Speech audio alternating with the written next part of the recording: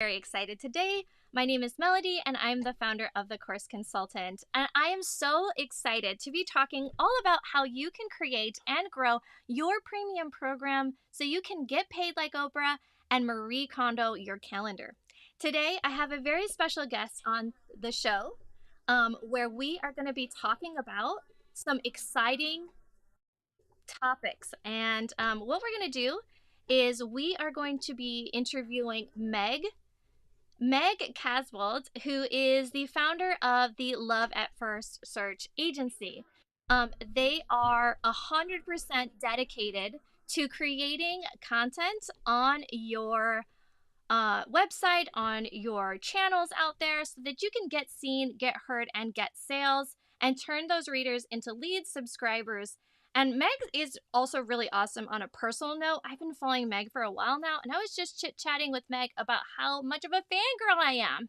Not only is Meg an amazing human being, Meg also helps change makers like you who are too busy changing the world to worry about things like website conversions, rates, search traffic, or tracking the Google algorithm to help get seen using search engine optimization. So I'm super excited. Meg, let's bring you on. Thank you so much for coming on today's show. I super appreciate you coming and joining us today. I am so glad to be here. And of course, at the exact moment that we started recording, my dog came in and was like, I'm going to need that bone right there. So, this is the real life of running a business while working from home and doing all the things. Right. And I am super stoked to talk to you. And I totally can understand the dog thing. I've just recently, on family side, sometimes my kids will come in and knock. I'm like, of course you would come and talk to me right in the middle of a live stream. That's amazing. Always. Usually it's during like a sales webinar and you're like leading into the pitch and you're like, Mom, I need to write my butt. And you're like, oh my God, seriously, right now. Right. So I know that, when it comes to having a life first business, you're actually one of my heroes. So I say that, I'm not actually kidding. So, when it comes to actually doing social media, there's so much that's getting pushed at us, Meg. And I know that you have a podcast called The Social Media Slowdown. I know that it can be really, really difficult out there to feel the push to be everywhere at all times, to show up live. But when it comes to actually creating that long term scalable success, that search engine optimization can be a big impact. Can you talk a little bit more about how you've set SEO up for your clients and in your own business and have been able to really slow down that social media content creation hustle that we get so often pulled into as an entrepreneur? Yeah, totally. So when I started my business 8.5 years ago, it was very social media driven. It was very much, I knew that my clients were on Facebook. Instagram wasn't really a thing yet, but Twitter, like it was kind of the old guard of social media. And I got a lot of my clients from Facebook groups and I got tagged in all the places and I felt like I needed to be there all the time. And I also had like a newborn. My son, who's now 8.5, is was a newborn, and so it's like I was on my phone anyway, so I may as well be scrolling because at least then I had some human contact that wasn't like a newborn, right? Like it's somebody to talk to. And I think that a lot of us start our businesses that way because it's easy, because the people are there, because we want to feel connected and we want to feel validated by other humans in real time. And especially in like a post-pandemic world, that is what is available to us. Is this online marketing space can sometimes feel synonymous with social media. Um, and then over time, I started to build out the blog on my website. I started to build out my email list.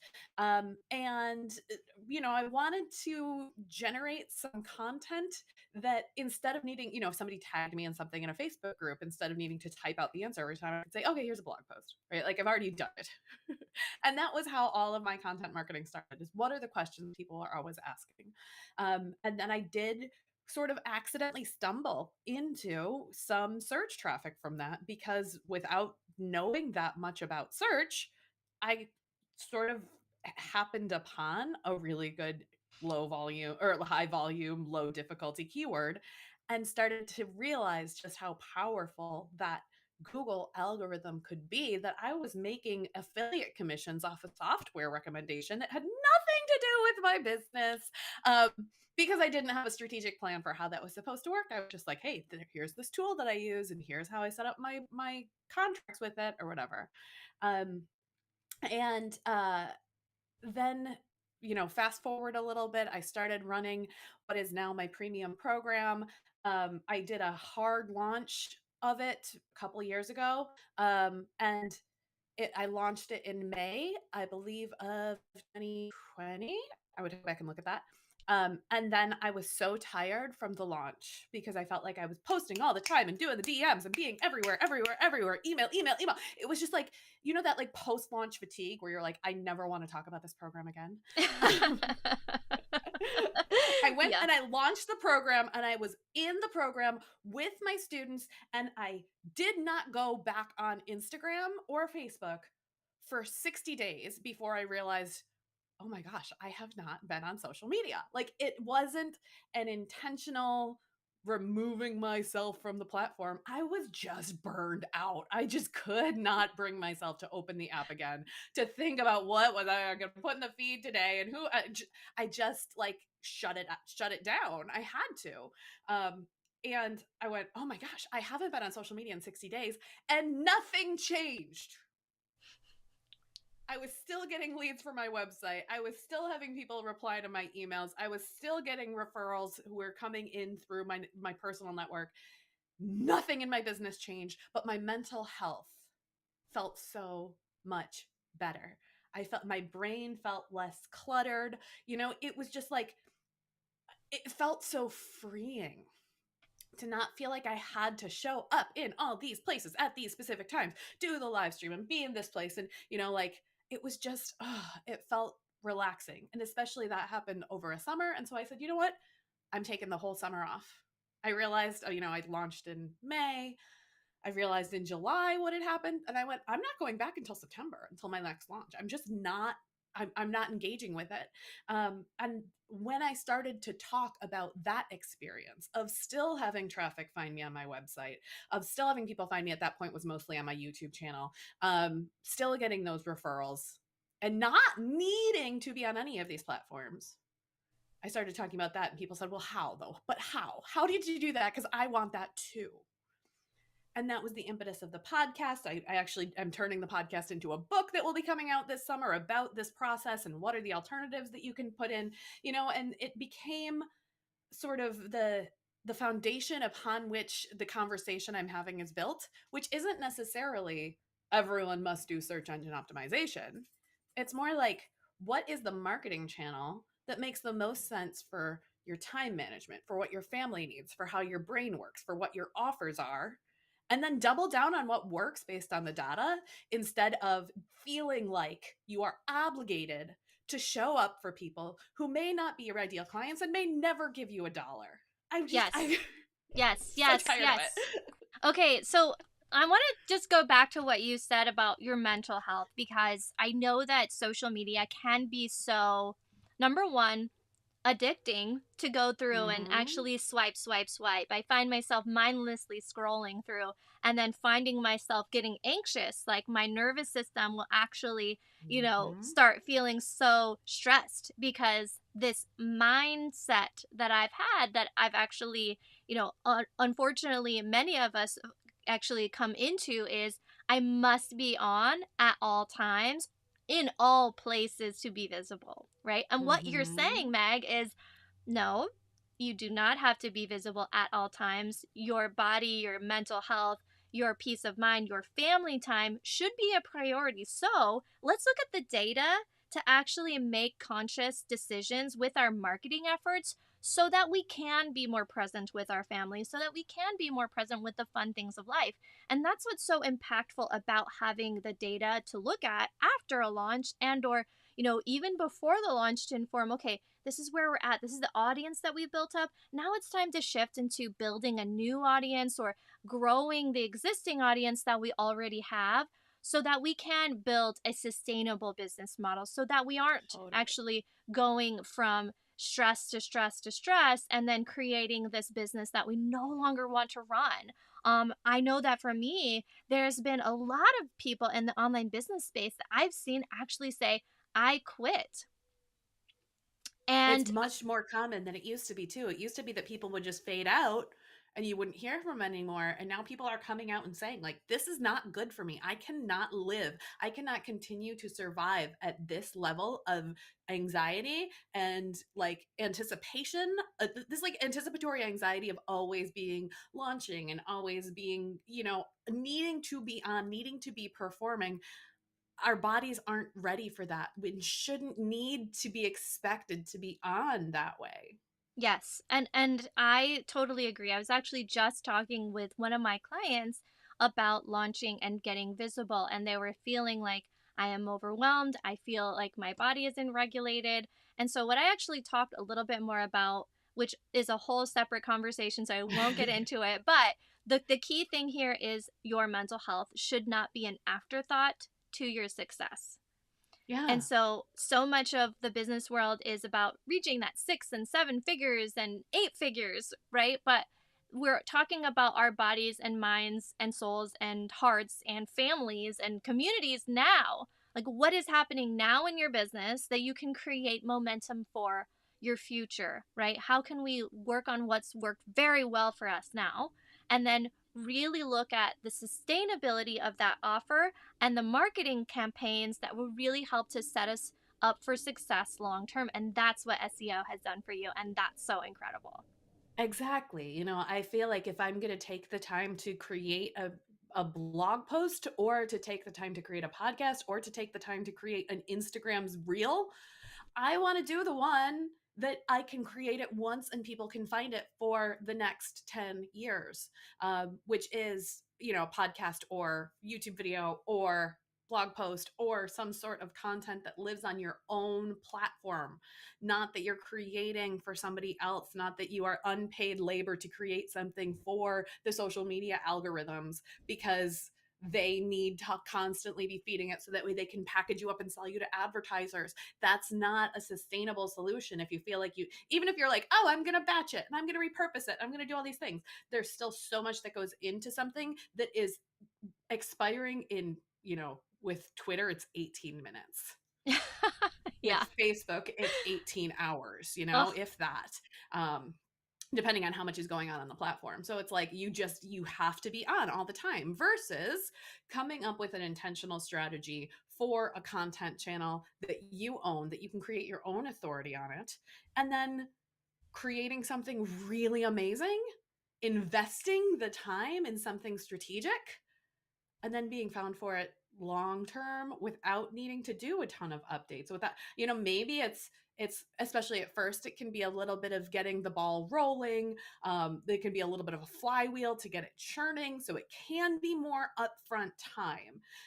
But I had a client, I was doing a review of her website yesterday with her, and she had blog posts from 2005 that are wow. still bringing in traffic and converting into subscribers onto her email list. Like, it doesn't need and that was her being smart, 18 years ago. I love it.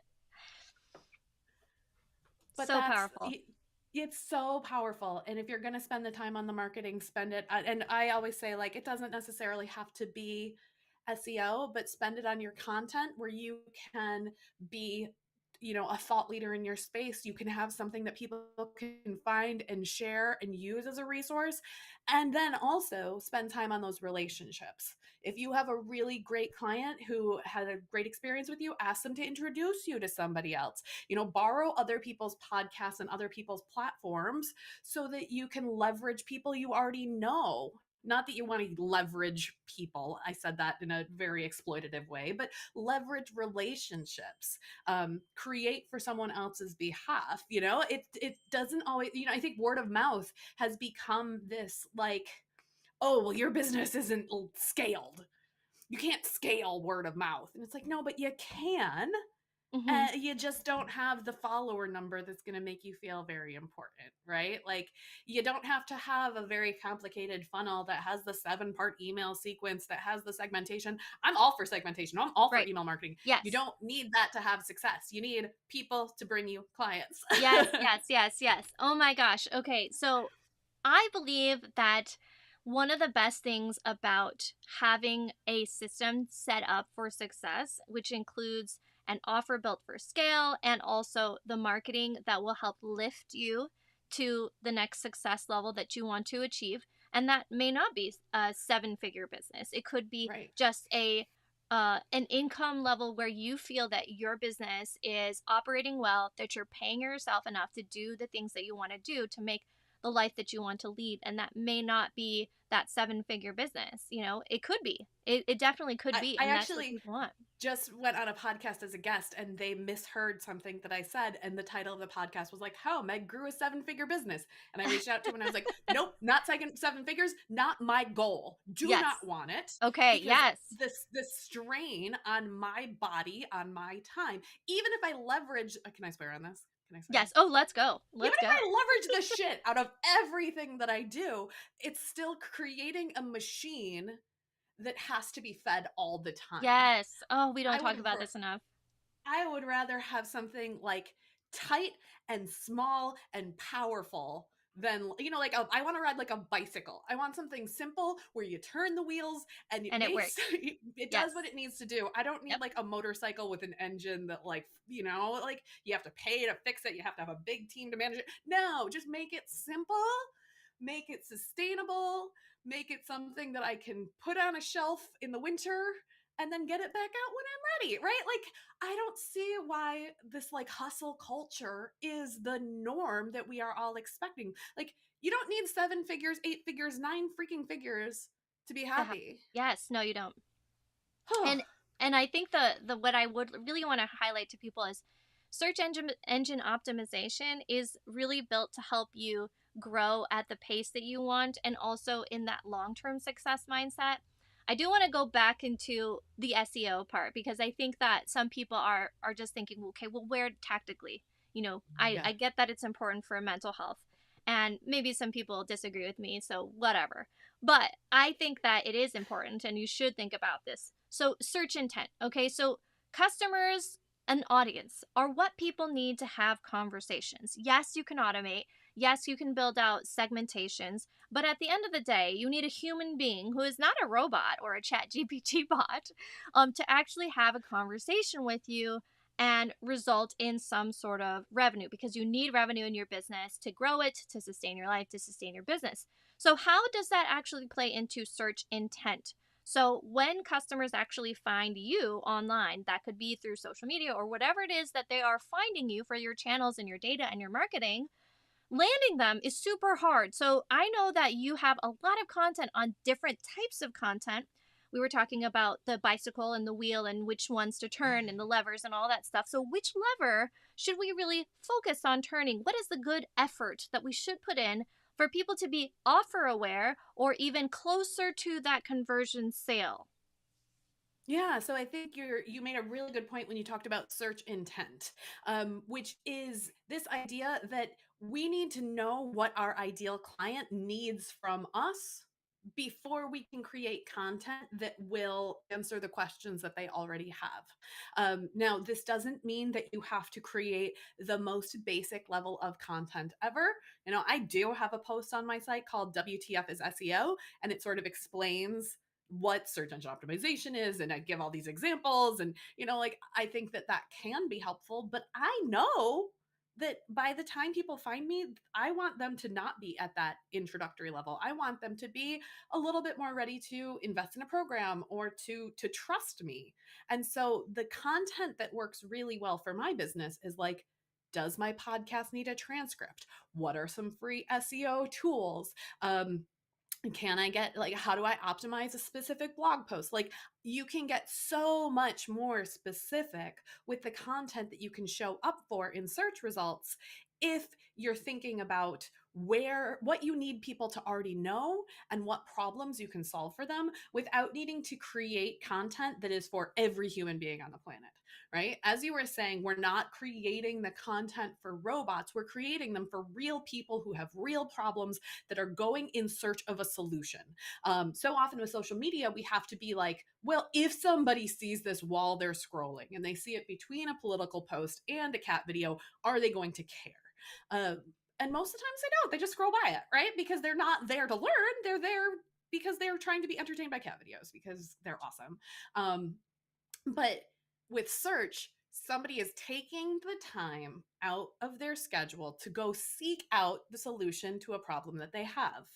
So if you can be super obvious and clear about like, this is my ideal client, this is a problem that they have, this is how I solve it for you, it doesn't have to take months and months and months of nurturing. I have a client who is a running coach, and they have a blog post that does really well. That's like, what are the best running shoes for overpronation and underpronation? And if you're running a marathon versus a 5K, and like, those are the questions that somebody who's going to hire a running coach are going to, they don't need to know like, what is running? And my client doesn't need to rank for like how to run. Right. Right. Because those are not people who are going to invest in somebody who can help them with their gait and their stride and all of these things, right? So you can get super hyper specific about like how to run when you have plantar fasciitis, how to Yeah. run and make sure that your Achilles tendon is supported. Like you can get so hyper specific. When do you do hill workouts versus what are they called, fartleks, the fast ones, right? Like you don't know because you're not their ideal client, right? I need to run. My husband is a physical therapist. He was like, I'm thinking about making an online course. I'm like, oh, honey, I could help you. Uh-huh. But I was like, not gonna mix so that. let's bring this into the online course space, right? Like, Yeah. if somebody is going to do an online course for physical therapy, it's probably not because they want to become a physical therapist. It's probably because they have some sort of pain in their body, and not pain in every muscle of their body. He might not make a course. He might make a course on rotator cuff injuries. Yes. He might make a course on knee injuries and strengthening your legs. He might make a course, like knowing that these are individual human beings with individual problems, typing those problems in word for word. This isn't, runner, physical therapist. I would never type that because I would be talking about my ankle. Correct. Yes. I'm a human with an individual problem, and that's what search looks like. And let me go back, and I'm going to actually highlight a couple things that you said and pull out some nuggets. All right, Awesome. So if you're watching on Facebook or YouTube, please comment below and let me know if you have any questions for Meg. I am still here, so please just drop your comments, or if you're watching this in the replay, please press #replay, and I would love to know what is really resonating for you. What questions do you have about search engine optimization? And if you're brand new, just coming in and watching this stream, make sure that you head on over. I have a free summit where Meg is actually a speaker talking all about this specific topic, where we're going to be talking about how to create your premium program, deliver it, and actually fill those seats so that you can create sustainable revenue long-term for your business through online digital programs that are built for human connection. Okay, so one of the things that I really wanted to highlight was, what is happening to your customer? How can you solve that pain point? Or maybe it's not a pain point. Maybe it's just, I want to have a better life, right? So we don't have to do all this pain point marketing. We can have a whole separate conversation about that. But looking at this, what are people doing before they start to work with you? So one thing that what you were talking about, what is it that question that this running coach is getting? It could be, okay, so they've tried to do something before, right? They've probably tried to search on Google to see if they can come up with a running plan, but that didn't work because now they're feeling overwhelmed, and this 30-day running plan is actually not helping them because they're now struggling with back pain because they're trying to also gain a healthy weight, whatever that looks like for you. And so then now they're looking at back pain issues to deal with running. How can you maintain healthy strides without hurting your back? So you could do a whole segment on that. And likewise, with my husband who's in physical therapy, it might be a whole course on back pain, because that's a lot of the things that he talks about, back pain issues with his customers. So doing, how to prevent back pain, how to fix back pain, how to solve for, stretches that you could do to help with this back pain issue. And then, that could be a whole conversation. So then when you're having a conversation with a prospective client, you can say, hey, it looks like you're struggling with back pain. The good news is I have a free resource and blog or video or YouTube article or whatever it is, video. And I'm going to send it over to you. Take a look at this. Let me know what your thoughts are, right? So much easier than saying, watch this masterclass. Right, and go sit down for an hour while I tell you my entire life story, hard pass. No, I think also to your point, what are the experiences that people are getting back pain from, and recognizing both what are the reactions to those and what are the proactive solutions you can have. So I Mm. did keyword research, several times for chiropractors who have Ah. people coming in the winter specifically because they are shoveling their driveways wrong. And so you have Hmm. two blog posts that come out of that. One is what to do when you have back pain from shoveling your driveway, and the other, which is how to shovel your driveway correctly so that you don't throw out your back, right? Like, Wow, I never thought about that angle. Really awesome. or they're slipping on ice, right? Like, how should you be walking? What shoes should you be wearing so that you aren't prone to falling as much, especially more senior patients? If you're speaking to seniors, you have to recognize that there are balance issues, right? And that may not be the case among a younger population, but maybe it is among pregnant women, and you want to talk to pregnant women, and like knowing who you're talking to, what time of year they're having those problems, what specific scenarios could cause an issue, so that you can both respond to the issue and prevent the issue. Like, there are so many circumstances that would drive people to search, because people don't just wake up and go, I don't have back pain, but I want to learn how to prevent it. Right? Something caused that. Yes, And they that's a have to great be at angle. least a little bit uncomfortable enough to go seek out a solution to that problem. Yes, yes, I love that. I love that. Oh my gosh, so much good. Okay, so one of the things that you're really great at is talking about making informed decisions. You talked a little bit earlier in the conversation about data and making decisions. When it comes to data, what are meaningful website visits look like? What should people track in terms of their data? Because there's a lot of things that we could track. We could track email subscribers, we could track purchases, we could track different types of lead magnets that we're trying to grow, and blog rankings on SEO and all of this stuff. Like, what could we Oh, track that would make a meaningful dent in our types of goals? So I'll give you an example. Lead conversions is one of the things that people often, when they come to me, say, I don't have enough leads. How to get enough more leads into my quote unquote pipeline, or how to get more conversations happening with potential clients. sorry, I was writing notes in our joint document so you could see where I was going with my answer, so so we could have this going back and forth. So the way that I always think about what you should be tracking isn't like everyone should track their page views or everyone should track their sessions per, who cares, right? Google Analytics, especially the new interface of Google Analytics, which is called GA4, Google Analytics 4, has too much information in it. And if you log in and you don't know what you're looking for, you're going to go, well, overwhelm, I'm out of here, right? So I want you to think of the metrics that you're tracking. I try to keep a very simple acronym here, which is ABC: awareness, building relationships or behavior, and conversions. Awareness: how are people finding you for the first time?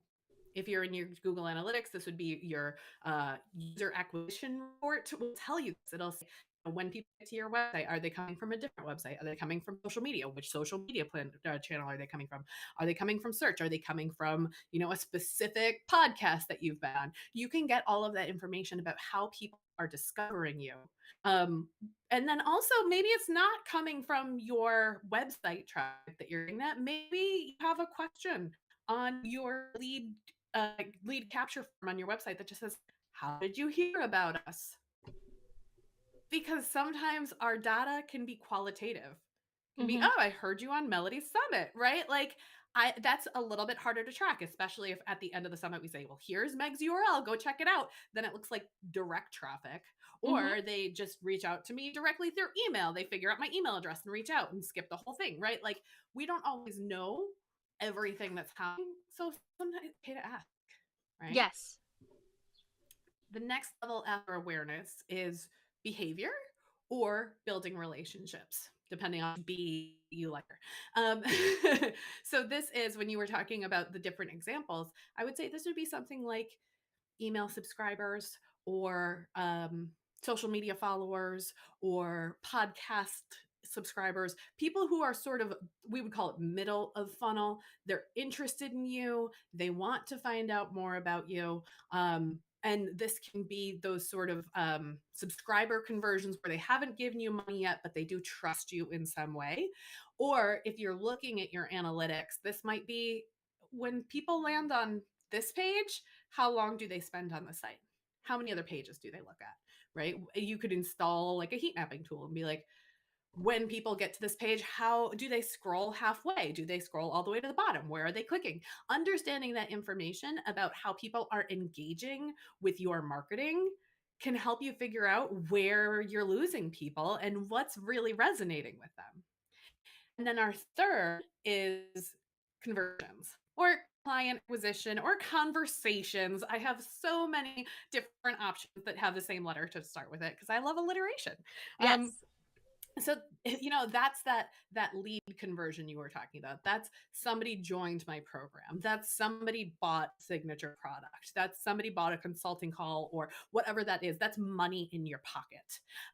So those are important to track, but you don't just want to track those bottom of funnel activities, because you could have 100,000 people on your website and only one of them buys.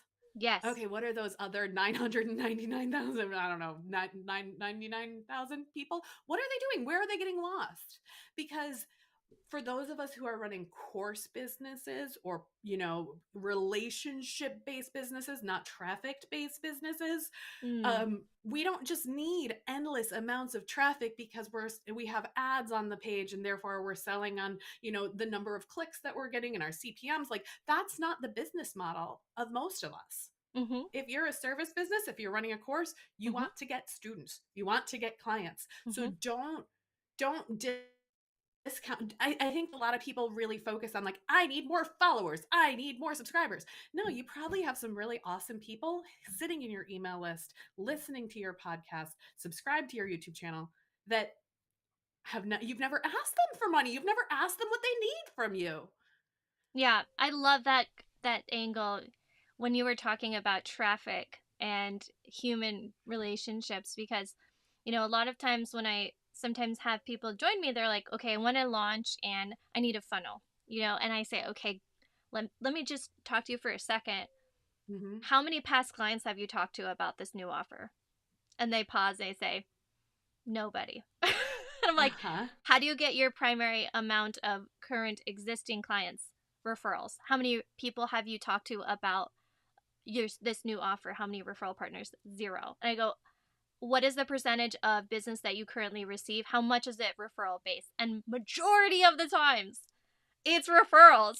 And so Mm-hmm. I go, "Okay, how much more could we actually help optimize this customer journey if you actually share some content that might be useful, at homepage? It could be a lead magnet, or it could just be a connection on LinkedIn, and now we're just sharing that content, but it's all from people that have had some sort of relationship with you, that are already aware that you help them in some way, and then they're like, yes, they're interested in what you have to say, and now their clients, or their colleagues, someone who's interested in what you have to say, is also very interested. So it's the conversations that matter, and meaningful data that we are combining together, that create cash injections, cash infusions, and more than anything, create connection. And so that is what I really love about what you're saying, is tracking the right information and helping see how it's moving the needle forward. And sometimes we lose that in, I need my specific blog post to actually rank number one on page Google. There's a Yes, difference.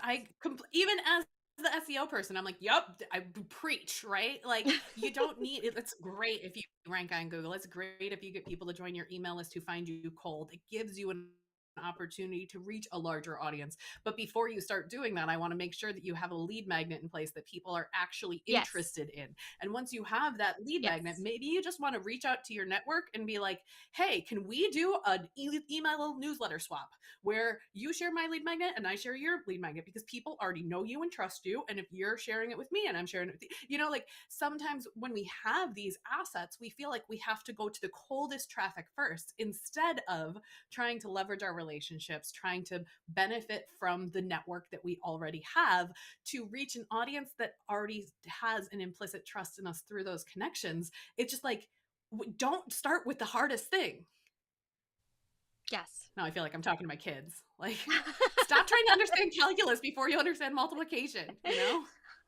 And we all have areas of improvement. I mean, I was just talking with my son. He came back and showed me his report card because this week is the last week of school, and my husband took the day off, which I'm so grateful for. And he was looking at his data for all of the report cards, saying, "Oh, I'm really good at this. I'm really good at that. I'm really good." And I said, "Great! I'm so proud of you. Like, it's really awesome that you've done that. Let's look at ways that we can maybe improve." Some of the things that we just need to work on. Can you tell I used to be a teacher? I was about to say, are you an Enneagram 3? So I try to remember which any I think I am actually. You Let me go sound like back an to my Enneagram test. 3 with that question. So, I'm an Enneagram 7, so I was like, great, what do you have the most fun doing? so he is like so smart, incredibly smart kiddo. And for those of you who don't know, I'm in the process of adopting 2 kids under 10. So that's a whole story. Please, I have Oh. a whole story in my email coming out. It's really great. So the other thing I wanted to say though is about that is just that when it comes to creating progress, we have to track meaningful information. Yes. And meaningful will look differently depending on what it is that you're selling. So if you're selling something only based off of conversations and booked calls, that's really meaningful data to look at how many booked calls, right? If that's the Mm-hmm. sales vehicle you're doing. If you're looking at, okay, I need X amount of leads to go through my masterclass. Okay. Well, before that, let's track before they join the masterclass, which first of all, let me just say if you're doing a masterclass, that's one way to go about it, but there's a million ways that you can create connection without a masterclass or outside of the masterclass to lead into the masterclass. That's actually a lot more human Mm-hmm. connection focused. So, focusing on what is the meaningful activity on the website before that happens, or meaningful activity on other parts of your business. So, like if you're going to say, okay, join the Facebook group, that might be step one, or join the lead magnet, that might be step one before they join the masterclass. A lot of people don't join master classes just on a whim nowadays, Oh, they especially if you're in the trust B2B you. That's a space. big time commitment. Yes. Yeah. And it's also, we all know in the business space, you're going to be sold to, you're going to get a pitch. And I'm for selling, but some people are just not ready for it. It's just not something that they're prepared mentally to do. So, how do we get them closer so that it's meaningful for them? So, anyways, I feel like I could talk to you for another hour, but let me just ask you, like, what is it that you are currently obsessed with your client work? Because you not only just have your program, you also have an agency, you have a family, you have dogs. There's a lot of stuff going. How do you juggle it all? And what are you most obsessed with when it comes to helping your clients and your students? Okay, I am obsessed with this hybrid model of delivery that we came up with. Yes. So I have a group coaching program that I started in 2018, based entirely on user demand. I wasn't planning to start a coaching program or anything group related, but I had a lot of web designers come out of the woodwork and say, like, "Can you teach us how to do this? Can you teach us how to add SEO to everything? We're doing it for so many of our clients. We want to learn it. We want to apply it to our own businesses. We don't want to have to hire it out." So I started teaching that in 2018. And we've been teaching it ever since. It's called Attract and Activate because it helps people to attract people with search traffic and then activate them through conversion rate optimization, basically, making sure that your website converts people into leads, subscribers, sales, etc. And so we started teaching that, like I said, in 2018, and then it has I mean, Melody, when you have people in a program, you adjust the program to the needs of the people who are in it. And so I've taught it as, here's go watch the live trainings, and, we'll just have coaching calls for 6 weeks or 10 weeks or whatever to make sure that you do it. We've had a membership model for a while because people are like, well, I wanted to learn it with you, but on the back end, I still want to be able to receive support after going through the program to get feedback on what I'm creating. So we've built things in a lot of different ways. But a couple years ago, I also started hearing from people like, I don't want to learn to do this. I'm happy to do the work, but like, I don't want to have to learn how to create the strategy. I don't want to like do the keyword research, figure out the tools, because I can either take the time to learn how to do it or I can do it. And so we started offering strategy sessions as part of our group program, as an upgrade to our group program. So you still get the course, you can still come to the live trainings, you can still come to the Q&A, but we also hand you, here are the first 10 to 12 things that we want you to create, to optimize, or to build on your website based on us doing the keyword research for you. And that has been hugely popular for us because our approach to it is very much not like, oh, well, get out of the way and we'll fix your website and you'll have to have us on retainer forever, but much more like, how can we teach you to do this and have success without needing to have an SEO person in your back pocket indefinitely? We try to be much more kind of aware and empowering to our people. And so the hybrid model of, we give you the plan and we give you the Q&A, the feedback, the support while you're doing the implementation, has been huge. And there are still people who just want the plan and don't want the feedback, and people who just want the course and don't want the plan. They want to figure it out. They want to do the keyword research. We support that too. You know, I feel like one of the best things about having a group program or a course is knowing that people need different things out of it and have different learning styles, and you want to support them where they need you. But that's when you said, what am I obsessed with? It's our hybrid of that program where people really get the best of both worlds in that version of it. I was just about to sing Hannah Montana's Best of Both Worlds. Just kidding. So I love that idea that you can have a service-based business and hybrid it into a program, because that's actually how I'm structuring my program, because there are levels of support. So the lower levels, they still get a Mm-hmm. lot of great content. I'm still there, helping them, and I'm giving them that support. There's the curriculum, and then there's aspects of other things that are really exciting and fun, like copy audits and other things like a movement class where people can actually join the movement and have once a Oh, month fun. activity, and a tapping person who's doing tapping stuff, which is amazing for mindset and mental health and all that stuff, because I tend to be a little bit more woo. That's just me.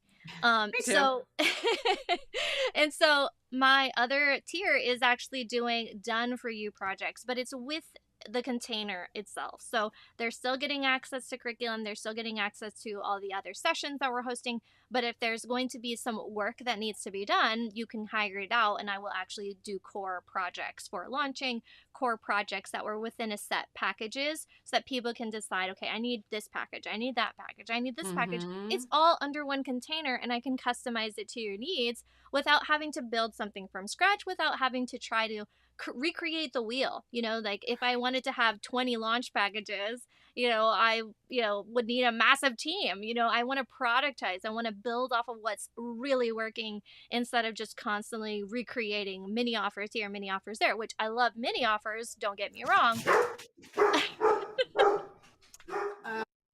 Decided that this is the time that they have to come talk to me about politics. Okay, no worries. So I love all of the stuff that you are saying, and it's really awesome. So let's just kind of just leave it there. Meg, if someone were to say, hey, I really would love to just learn more about you. I know that you have a free gift that I am going to be sharing in the link. And if you haven't grabbed it, go in the comments and the description of the video itself, because there's a free starter toolkit, which is really great for SEO if you want to grab it. And then come and join me inside the summit. Meg has some really great tips that are going to be shared from this session specifically, so you can listen to it on audio, and there will be transcripts as well to pour over as needed. So, Meg, where can people find you? How can we connect up with you Sure, while you you're can gone? find me. Yeah, you can find me at loveatfirstsearch.com, and that's where the agency and the program and the consulting and all that of it is. Or if you are a podcast listener, you can come listen at socialslowdown.com, where we're having that conversation about being less dependent on social media. And I have a book coming out on that same topic of social slowdown. It's coming out in July. So if you hop on the email list for it, I'll let you know about that, because I am off social media. So do not come DM me on Instagram, because I will not respond. I love I being love able it. to say that in a call to action, which is just like, get on my email list, come listen to the podcast, but I'm not going to be at your beck and call to send you voice memos back and forth at 2 in the morning. Hard pass. Man, I just love your energy. I just need to grab it, put it in a container when I have my bad days, and go, oh, Meg. So awesome. Thank you so much for being on the show. I really appreciate it. go and check out this free gift that Meg is sharing. Plus, I would love for you to join me inside the Premium Program Summit. All right, friends. If you're brand new to me, thank you so much for watching. Or if you've been around my world and you've just been lurking on my website or checking out my Instagram lives or Facebook lives, I really would love for you to join me inside this Premium Program Summit. It is going to be the best place for you to learn how to create, grow, and scale a premium program that triples your hourly fee, helps you to land premium clients, and also jettisons you ahead so that you can Marie Kondo your calendar and pay yourself like Oprah while also attending to what matters for you the most, spending time with your family, traveling to new destinations, slowing down, and doing all the life stuff. Thank you so much for watching. If you want to go grab that summit link, it is in all of my descriptions. So check the description below so you can grab your free spot for this summit coming up on June 14th. Before that, I'm going to be sharing some awesome interviews and conversations all about how you can create and grow your premium growth plan for your premium program. That's it for today's session. Thanks so much for watching. I can't wait to see you inside my summit.